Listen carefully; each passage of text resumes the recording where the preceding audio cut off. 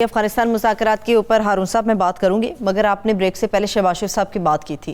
ہارون صاحب، ڈینگی بھی پھیل رہا ہے، ملیریا پھیل رہا ہے، ٹائیفائڈ پھیل رہا ہے، شہباز شریف صاحب تو یاد آ ہی رہے ہیں پوری قوم کو۔ آبویسلی شہباز شریف ہوتا تو ڈینگی کا تو فائٹ کرتا۔ عثمان بزدار صاحب اللہ جانے کتنے بجے سو کے اٹھتے ہیں اور کیا کام کرتے ہیں۔ سیالکوٹ گئے 10-15 افسر نکال دیے، شہباز شریف کی نقل کرنے کی کوشش کر رہے ہیں۔ بھائی ان سب سوالوں کا ایک ہی جواب ہے کہ صوبے کو ایک طاقتور وزیر اعلیٰ چاہیے۔ یہ دنیا کے 2/3 ملکوں سے بڑا صوبہ ہے، 12 کروڑ آدمی ہیں، اور ایک ایسے شخص کو وزیر اعلیٰ بنا دیا گیا ہے۔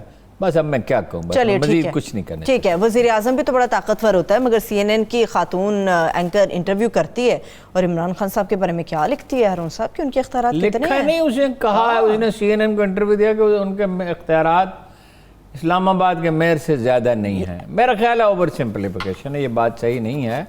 اصل میں بات یہ ہے ایکیومن کم ہے، مہارت کم ہے۔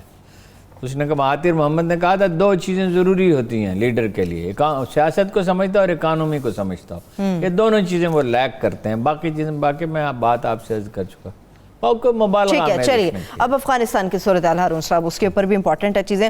افغانستان اس لیے بھی ناراض ہے مغربی اخبار نویس کہ وہ جو وہاں ایک لائن ہے نا، ایک ہوا چلتی ہے نا مغرب میں، ہوا یہ کہ پاکستان ذمہ دار ہے ہماری شکست کا، یعنی ہم تو شکست کھا ہی نہیں سکتے۔ وہ ویتنام میں بڑی آپ نے فتح حاصل کی، عراق میں بڑی فتح حاصل کی، ایران میں بڑی فتح حاصل کی، اب لاطینی امریکہ میں آپ کو کون سی فتوحات حاصل ہوئیں؟ کوئی جنگ امریکہ نے کبھی جیتی بھی ہے؟ اس بات تو یہ کہ پاکستان کو دوسری بات یہ ہے کہ پاکستان کیا کرتا، پاکستانی آرمی جا کے لڑتی وہاں۔ ٹھیک ہے، اب پاکستان جو ہارون صاحب افغانستان میں تاجک اور پشتون کشیدگی کم کرانے کے لیے کوششیں کر رہا ہے، اس کو علی امام علی رحمان، کیا نام ہے؟ علی امام رحمانوف، اور رحمان ہی ہے، رحمانوف کیا ہے، وہ تو ایسے ہی لگا دیتے ہیں۔ اچھا، ان کے درمیان بات چیت اس بات پہ ہوئی جو میرا خیال ہے کہ میں نے بہت غور کیا، بہت ہی اچھا نقطہ آغاز ہے کہ پہلے پشتون اور تاجک آبادی میں صلح کرائی جائے گی۔ دوسرا بڑا گروپ تاجک ہے، تعلیم بھی ان میں زیادہ ہے، اور فارسی ہی رابطے کی زبان ہے پورے ملک میں، اگرچہ اکثریت جو ہے سب سے بڑا گروپ تو پشتون ہے۔ وہ تو کلیم کرتے ہیں کہ ہم کوئی 35% ہیں اور یہ 48%، میرے خیال 25% تو کم از کم ہے ہی۔ تو اٹس اے گڈ بگننگ۔ اگر ایسا ہوتا ہے، تاجکوں سے بات کریں گے، پھر نام میں بھولتا، علی امام رحمانوف، وہ کریں گے بات، اور پشتونوں کے نمائندے طالبان سے عمران خان بات کریں گے، اور دونوں پر اعتماد ہیں کہ انشاءاللہ کو ہو جائے گا۔ اب یہ اگر ان دونوں گروپوں میں مصالحت ہوتی ہے، ٹھیک، یہ تو ایک تدریج ہے نا، تدریج ہمیشہ اچھی ہوتی ہے۔ ہر جائز کام، اچھا کام جو ہے وہ تدریج سے ہوتا ہے۔ صحیح۔ تو ہزارہ جات کے معاملے میں ایران بات کر سکتا ہے، اور ابراہیم رئیسی کے ساتھ ملاقات بہت اچھی رہی ہے۔ انہوں نے کہا کہ ہاں اچھا ہے، بلکہ اگر امن قائم ہوتا ہے افغانستان میں تو 40 سال گزر گئے خانہ جنگی کو اور جو خرابیوں کو، جی، تو ان کا بھی فائدہ ہے، افغانوں کا بھی فائدہ ہے، اور خطے میں بھی امن قائم ہوگا۔ ایران کی اپنی ریزرویشنز ہیں، چین کی اپنی ہیں، پاکستان کی اپنی ہیں، تاجکستان کی اپنی ہیں۔ دیکھیں نا ہوا کیا، افغانستان ایک لوز کنفیڈریشن بن سکتا ہے، افغانستان ایک فیڈریشن نہیں ہو سکتا۔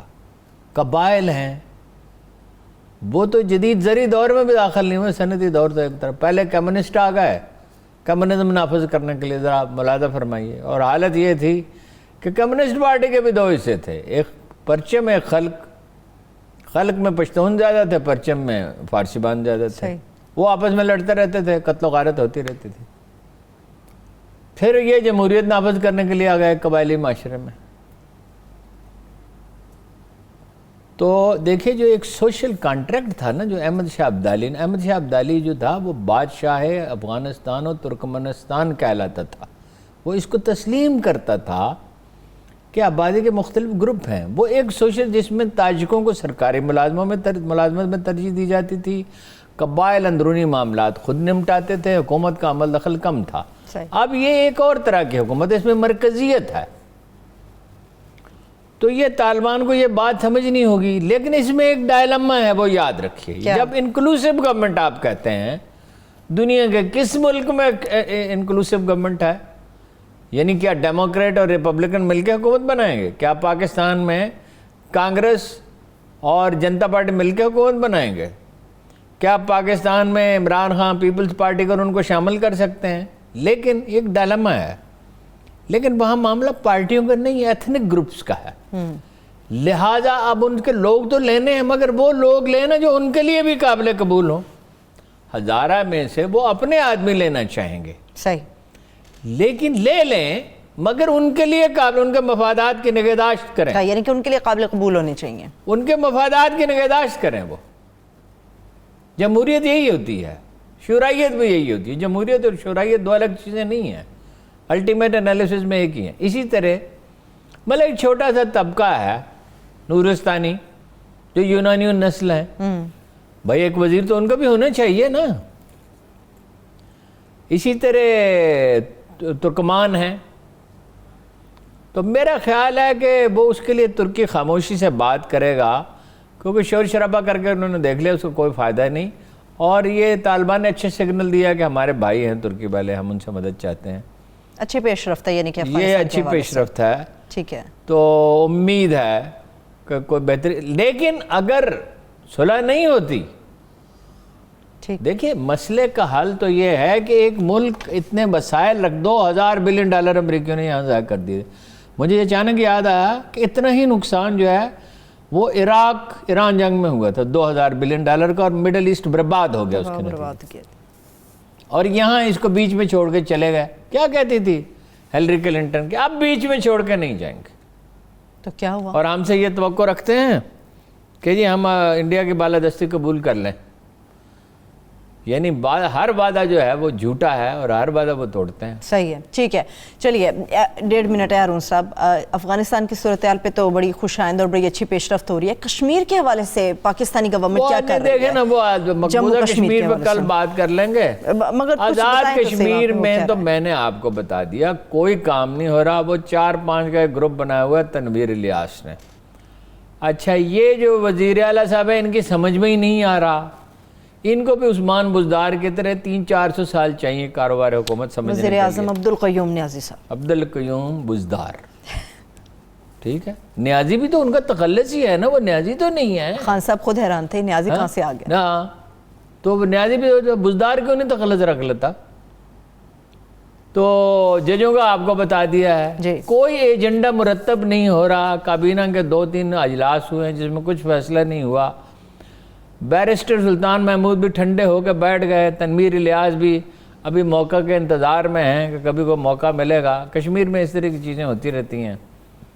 ڈاکٹر صفدر محمود صاحب انتقال کر گئے, مجھے معذرت کرنی چاہیے. کل کے پروگرام میں, کل پہلا پروگرام تھا, ان کا ذکر نہیں کیا. اللہ تعالیٰ ان کو ڈاکٹر صفدر محمود جو ہیں وہ قائد اعظم کے سپاہی تھے. 2 آدمی جو ہیں لکھنے پڑھنے والوں میں وہ قائد اعظم کے سپاہی ہیں, بالکل اس طرح جس طرح ان کے زمانے میں ہوتے. ایک ڈاکٹر صاحب, ایک منیر احمد منیر, اللہ تعالیٰ ان کو زندگی دے. ڈاکٹر صاحب نے بہت سے مغالطے دور کیے. مثلا یہ دعویٰ کیا گیا کہ وہ ایک ہندو تھا جس نے پاکستان کا وہ ترانہ پہلا لکھا تھا, اس کو مغالطہ. وہ ان کی کتاب ہے, سچ تو یہ ہے. اس میں انہوں نے جب بھی کوئی مغالطہ تحریک, مثلا یہ کہ قائد اعظم نے کہا میری جیب میں سارے کھوٹے سکے ہیں, قائد اعظم نے یہ بات کبھی نہیں کہی. اگر کہی ہوتی تو اس کا چرچا تو بہت سی جگہوں میں ہوتا ہے, یہ بعد میں ایجاد کی. چلے تفصیل سے پھر نظریہ پاکستان کے بارے میں. ڈاکٹر صاحب نے ایک صاف ستھری زندگی گزاری ایک سول سرونٹ کے طور پر. سول سرونٹ کے رہتے ہوئے ہوتے ہوئے کہاں وقت ہوتا ہے, بہت سی اہم تاریخی کتابیں لکھی, بہت سے مغالطے دور کیے, ایک شائستہ زندگی گزاری. اللہ تعالیٰ ان کی مغفرت کرے, ان کے درجات بلند. بہت شکریہ, تھینک یو سو مچ ہارون صاحب.